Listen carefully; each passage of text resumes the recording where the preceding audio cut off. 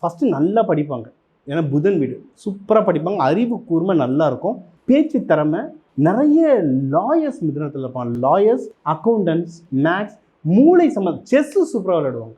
மூளை சம்மந்தமாக இருக்கும்.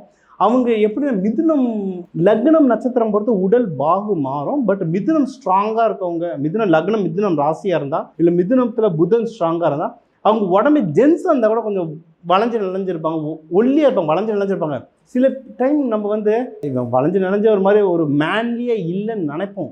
ஆனால் அவன்கிட்ட நீங்கள் லைட்டாக பகைக்கணும், கிண்டல் பண்ணணும்னு நினச்சிட்டிங்கன்னா உங்களை வச்சு செஞ்சு விட்டுருவாங்க. ஏன்னா புத்தி குருமா அவ்வளோ ஷார்ப்.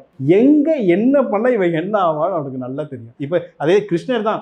கிருஷ்ணர் ஏதாவது சண்டை போட்டாராம் போரில், மகாபாரதத்தில் சண்டையே போடல, எல்லாரையும் சண்டை போட வச்சார். மிதுனம் அதான் பண்ணும்.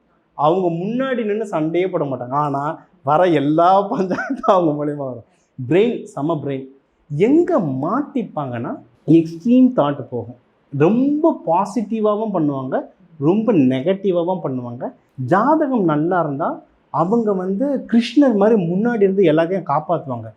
ஜாதகம் நல்லா இருந்தால் சகுனி வேலையை அவங்க தான் பண்ணுவாங்க. ஸோ மிதுன ராசி வந்து யோசிக்கும் போது ஓவர் திங்கிங்கை கம்மி பண்ணிட்டாங்கன்னா ஜெயிச்சிருவாங்க.